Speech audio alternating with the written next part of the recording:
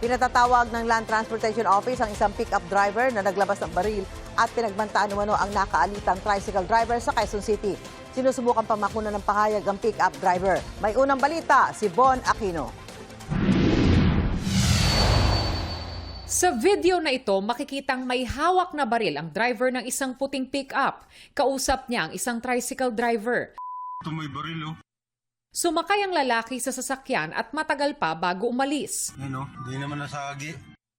Si MMDA Special Operations Group Head Gabriel Go ang nag-upload ng video na kuha sa barangay San Bartolome sa Quezon City umaga ng June 17.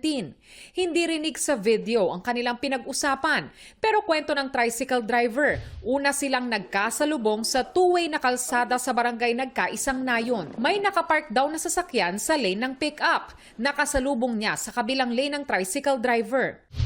Kinain po niya yung linya ko. Tapos bumaba po siya. Magmatigasan tayo rito. Nakita mo lang ako, paano ikaw, sir, ako nakapasok? Ako nakapasok, nasa tamang linya ako.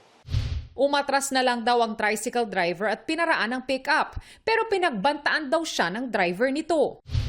Sabi niya, babalikan kita. Hindi ko po pinansin yun. Idiniretso ko yung paseros ko sa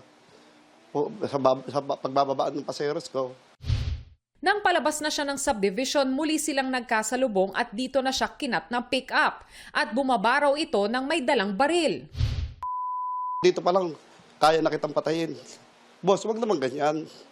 Sabi ko, dahil ko po baril eh. Sabi niya, gusto mo lahat ng bala to, iubos ko sa ulo mo.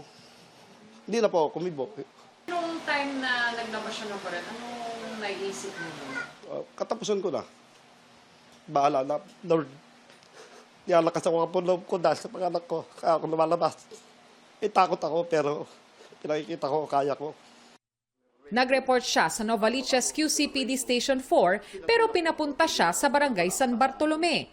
Ayon sa tricycle driver, nagkaroon na sila ng hearing sa barangay. Desidido raw siyang kasuhan ng pickup driver. Nagtungo siya sa QCPD Sido sa Camp Caringal na muling nag-refer sa kanya sa Novaliches Police Station. Pinapupunta ng Land Transportation Office sa kanilang tanggapan ang driver at ang registered owner ng pickup para magpaliwanag. Sumulat na rin sila sa PNP para ma-revoke ang lisensya para sa baril. Hindi namin hinahayaan yung mga ganyan tao na nagsisiga-sigaan na naglalabas ng baril. Oras na po may makitang ganyan, naglalabas ng baril na yan, sisiguraduhin ko pong mawawala ng lisensya yan panghabang buhay. Depende nila sa magiging resulta ng investigasyon kung papatawan ng mas mahabang suspension o kaya'y tuluyang ma-revoke o ikansela ang lisensya ng pickup driver. Yung ilang minuto na magbigay kayo ng pasensya. Kung nagkamali, pagpasensyahan, ano ba naman yung huminto ka o wag ka nang bumaba. Sinusubukan naming kunan ng pahayag ang Novaliches Police kaugnay sa insidente. Ito ang unang balita. Von Aquino, GMA News.